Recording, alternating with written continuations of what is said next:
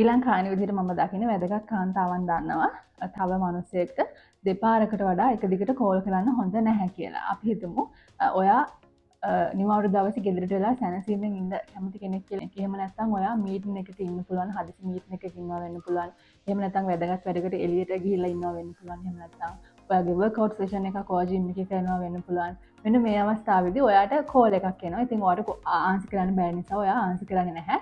ටිකකින් ආයෙත් ඒ මිනිහයාම ඔයාට කෝල් කරනවා. දැන් ඒත් ඔයා ආන්සර් කරන්නේ නැහැ.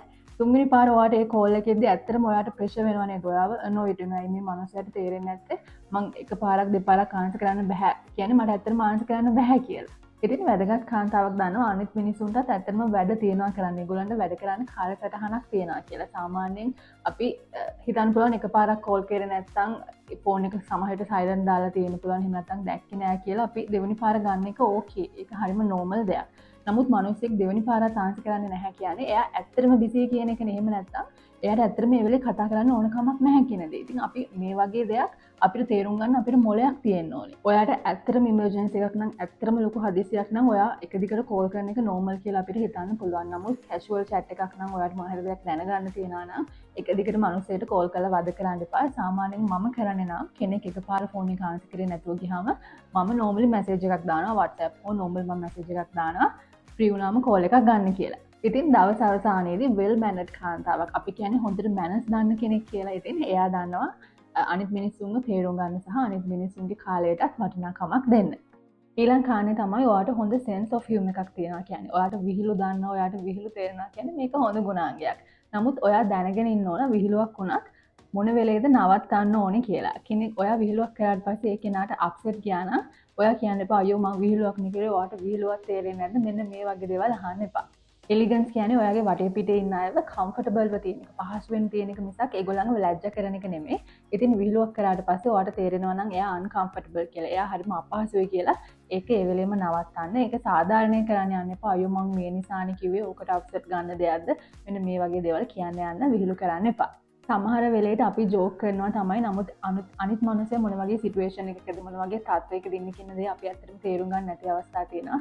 සමහර විට එයා හරිම අමාරු දවසක් ගෙවමින් ඉන්නවා වෙන්න පුළුවන්. එහෙම නැත්නම් ඔයා කතා කරන මාතෘකාවට එයා ගොඩක් සංවේදී වෙන්න පුළුවන්. ඉතින් හැම වෙලේම අනිත් මිනිසයාගෙන් එන රියැක්ෂන් එක දිහා අනිවාර්යයෙන්ම බලන්න. එයාට අන්ඊසි කියලා හිතෙනවා නම් එයා හරිම අපහසුතාවයෙන් ඉන්නවා කියලා හිතෙනවා නම් ග්‍රේස්ෆුල් විදිහට ඔයාගේ කන්වර්සේෂන් එක ඔයාගේ ටොපික් එක මාරු කරන්න. ඒ වගේම මේක ඇප්ලයි වෙනවා අපි ටීස් කරනවා කියලා කියන්නේ අනිත් අයව ටිකක් පවුල කෙනෙක්ව අපේ හොඳම යාළුවෙක් තමයි අපි මෙහෙම කරන්නේ. එයාලා එක්කෙනෙක්ව අරගෙන එයාව ගොඩක් ටීස් කරනවා. ඒ කියන්නේ එයාව ජෝක් එකට ගන්නවා වගේ වෙන වැඩක් වෙනවා. ඉතින් මේ ගැන හරිම මයින්ඩ්ෆුල් වෙන්න. ඉමෝෂනල් ඉන්ටෙලිජන්ස් කියන දේ හරිම වැදගත් කියලා මම හිතනවා වැදගත් කාන්තාවකට.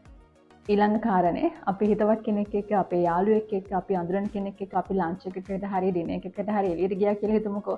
එතකොට මේ ඔයාගේ හිතවත් කෙනා කියනවා අද ට්‍රීට් එක අපි ගානේ. මං ගානේ තමයි අද ට්‍රීට් එක කියලා කිව්වට පස්සේ කවදාවත් ඔයා මෙනු එකේ තියෙන වටිනාම දෙයක් ඕඩර් කරන්න එපා. මේක ඇත්තටම අපේ කැරක්ටර් එක අපේ චරිතය මොකක්ද කියලා තව කෙනෙක්ට ලේසියෙන්ම දැනගන්න පුළුවන් අවස්ථාවක්. තව කෙනෙක් ගෙවනවා කිව්ව ඵලයට ඔයා ඒකෙන් ප්‍රයෝජන ගන්න එපා. මේ මනුස්සයාගේ පරිත්‍යාගශීලීත්වයෙන් ප්‍රයෝජන ගන්න එපා. මේ වගේ අවස්ථාවක ඔයාට ට්‍රීට් එක දෙන කෙනාට මොනවද හිතෙන්නේ කියලා මම කියන්නේ නැහැ. නමුත් ඔයාට කරන්න පුළුවන් දෙයක් මම කියන්නම්. ඔයාට පුළුවන් මෙනු එකේ තියෙන වැඩියෙන්ම ගණනුත් නැති වැඩියෙන්ම අඩු ගානට තියෙන එකකුත් නැතුව අතරමැද තියෙන දෙයක් ඔයාට ඕඩර් කරන්න පුළුවන්. ඔයාට ඇත්තටම තේරෙන්නේ නැත්නම් මොකද්ද ඕඩර් කරන්න ඕනි කියලා ඔයාට පුළුවන් එයාගේ ලීඩ් එක ෆලෝ කරන්න. ඒ කියන්නේ එයා මොන හරි ලයිට් දෙයක් ඕඩර් කරනවා නම් එච්චර බර නැති සැහැල්ලු කෑමක් ඕඩර් කරනවා නම් ඔයාට පුළුවන් ඒ වගේ සැහැල්ලු දෙයක් ඕඩර් කරන්න. එයා ඒ වගේ ලයිට් දෙයක් ඕඩර් කරාට පස්සේ ඔයා 4 course meal එකක් ඕඩර් කරන්න එපා. ඉතින් එලිගන්ට් ලේඩි කෙනෙක් කියන්නේ ග්‍රේස්ෆුල් කෙනෙක්. ග්‍රේස් කියන දේ හොඳින් දන්න කෙනෙක්. එහෙම නැතුව හැමදේම බදා ගන්න කෙනෙක් නෙමෙයි. එයාගේ වටේ ඉන්න මිනිස්සුන් එයා කොහොමද ෆීල් ගුඩ් කරන්නේ කියලා එයා දන්නවා. ඔයාගේ හොඳම යාළුවෙක් වෙන්න පුළුවන්, ඔයාගේ බොයිෆ්‍රෙන්ඩ් වෙන්න පුළුවන්, ඔත් එකට වැඩ කරන කෙනෙක් වුණත් වෙන්න පුළුවන්. ඊළඟ කාරණේ තමයි තව මිනිසෙක් අහන්න නැතුව කවදාවත් උපදෙස් දෙන්න යන්න එපා. ඇඩ්වයිස් දෙන්න යන්න එපා. ඉතින් අපි හැමෝම දන්න ඇති කෙනෙක්ව එයාට හැම දෙයක් ගැනම ඔපිනියන් එකක් තියෙනවා. හැම දෙයක් ගැනම එයාට මතයක් තියෙනවා. අපි කොහොමද කන්න ඕනේ, අපි කොහොමද අඳින්න ඕනේ, අපි කොහොමද අපේ දරුවෙක් හදන්න ඕනේ, මෙන්න මේ හැම දෙයක් ගැනම එයාට ඔපිනියන් එකක් තියෙනවා. නමුත් ඇත්ත කාරණේ තමයි මෙහෙම අහන්න නැතුව තව මිනිස්සෙට උපදෙස් දෙන්න යනවා කියන එක මේක හරිම අශෝභන ක්‍රියාවක්, හරිම ආක්‍රමණශීලී ක්‍රියාවක්. ඉතින් එලිගන්ට් ලේඩි කෙනෙක් දන්නවා මිනිස්සෙක්ට හැම වෙලෙම උපදෙසක් අවශ්‍ය නැහැ කියලා. එයාලා සමහර වෙලේට කැමති එයාලා කියන දේ අහුම්කම් දෙන්න පුළුවන් කෙනෙක් එයාලට ඉන්නවනම්. ඉතින් ඔයාගේ යාළුවෙක් ඔයාට දවස පුරාම එයාගේ මොකක් හරි ප්‍රශ්නයක් ගැන කියවනවා නම් ඔයාට කරන්න පුළුවන් හොඳම දේ එයාට හුම්කම් දෙන එක තමයි. එහෙම නැතුව ඔයාට එහෙම නැතුව මෙහෙම කරන්න තිබ්බනේ ඇයි ඔයා මෝඩ වැඩක් කරනවා මෙහෙම කරේ ඒ වගේ දේවල් කියන්න යන්න බෑ. ඒක දැන් වෙලා ඉවරයි. ඔයාගේ උපදෙස් කොච්චර වැදගත් දෙයක් වුණත් එයාට හිතෙන්න පුළුවන් ඔයා හැම වෙලෙම එයාව කරෙක්ට් කරන්න යනවා. එයාව හැම වෙලෙම නිවැරදි කරන්න යනවා සපෝට් කරනවට වඩා කියලා.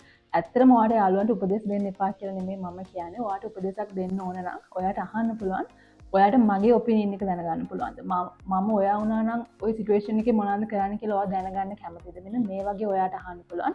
එකටම ඔයාට කරන්න පුළුවන් දේ මම කියන්නේ ඇහුම්කන් දෙන එක. එකටම යාළුවට හොඳින් ඇහුම්කන් දෙන්න. ඊට පස්සේ තමයි ඔයාට කියන්න තියෙන දෙයක් ඔයා කියන්න ඕනේ.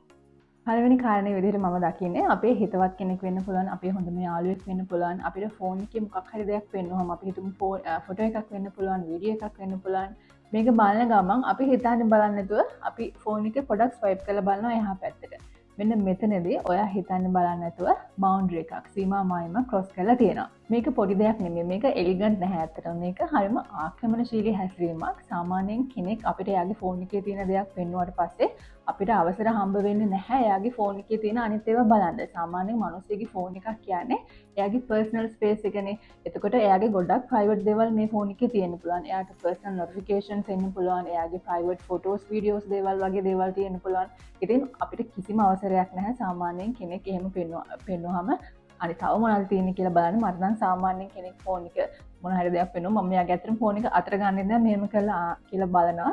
එතනින් එහාට මම ෆෝන් එක ස්වයිප් කරන්න යන්නේ නැහැ. ඒ වගේම තමයි ඔයා කැමති වෙන්නේ නැහැනේ ඔයාගේ ෆෝන් එක කරන් තව කෙනෙක් චෙක් කරනවාට ඔයාගේ ෆෝන් එකේ පුද්ගලික දේවල් තියෙන්නත් පුළුවන්, තියෙන්නේ නැතුව යන්නත් පුළුවන්. ඒ වුණාට අපි කවුරුත් කැමති නැහැ අපේ ෆෝන් එක තව කෙනෙක් චෙක් කරනවාට.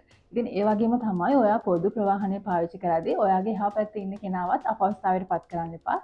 එයා මැසේජ් කරනවා වෙන්න පුළුවන් කාට හරි නැත්නම් එයාගේ ප්‍රයිවට් දෙයක් එයා ෆෝන් එකේ කරනවා වෙන්න පුළුවන්. කවදාවත් මෙහෙම කරලා එයා මොනවද කරන්නේ කියලා ෆෝන් එකේ බලන්න යන්න එපා.